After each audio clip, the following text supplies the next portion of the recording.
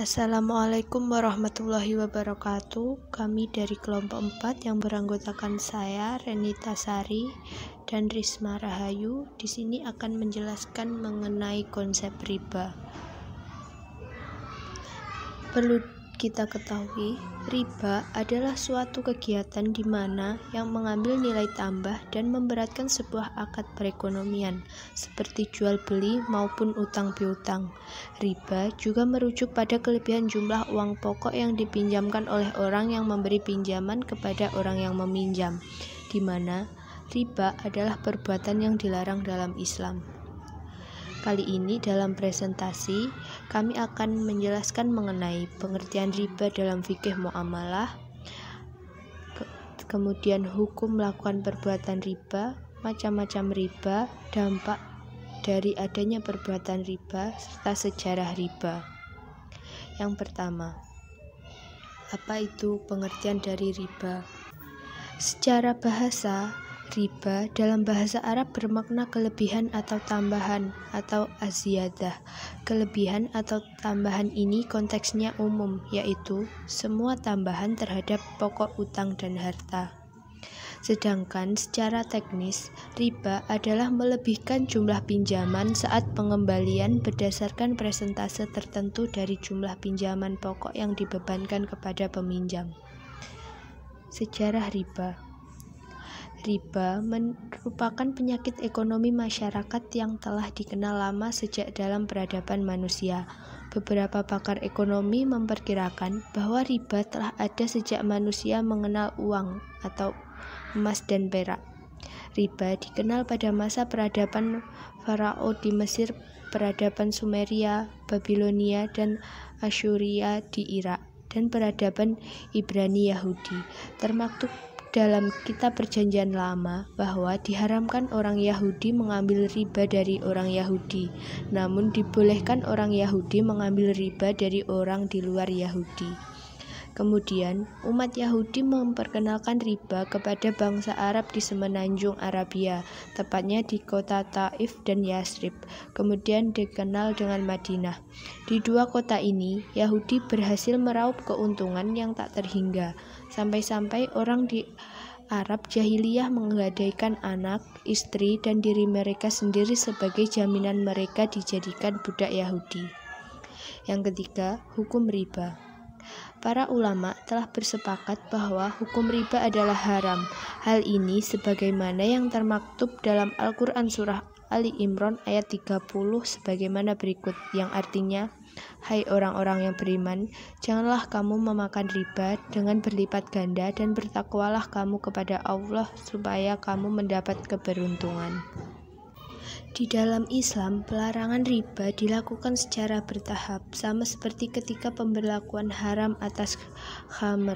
Sebab di zaman jahiliyah, praktik riba sudah dilakukan secara terang-terangan. Apabila ketika itu dilarang secara langsung, tentu akan menimbulkan penolakan secara frontal, dan seiring dengan berjalannya waktu, akhirnya riba benar-benar dilarang secara tegas.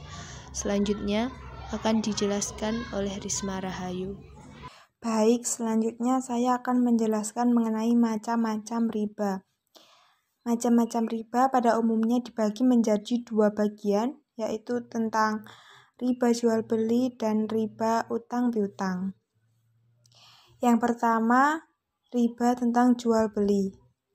Riba jual beli ini terbagi menjadi 4, yaitu riba fadl.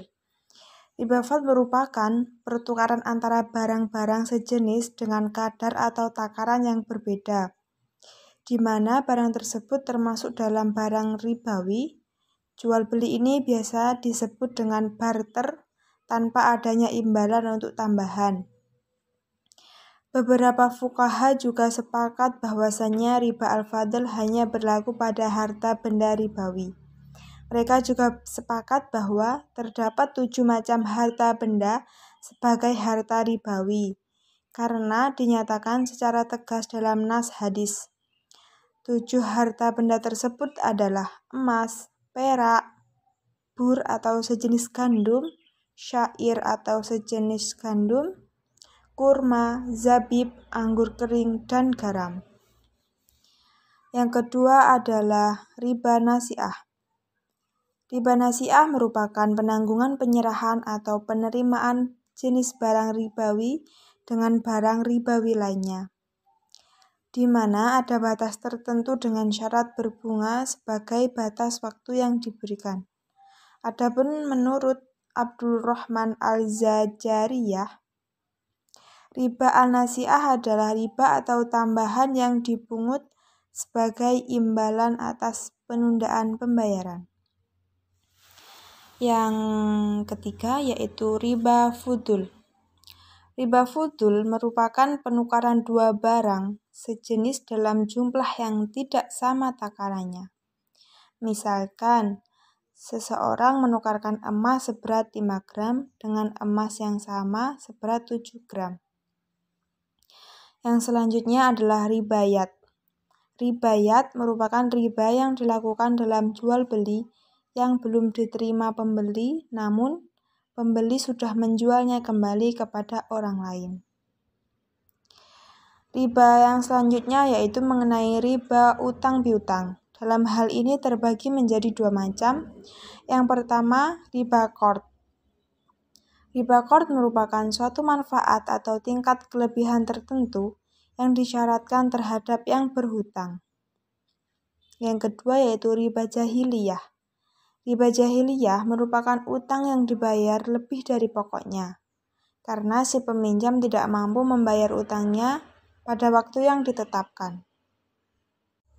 Perbuatan riba tidak terlepas dari adanya berbagai hal yang mempengaruhi, sehingga banyak dari mereka mulai melakukan perbuatan riba.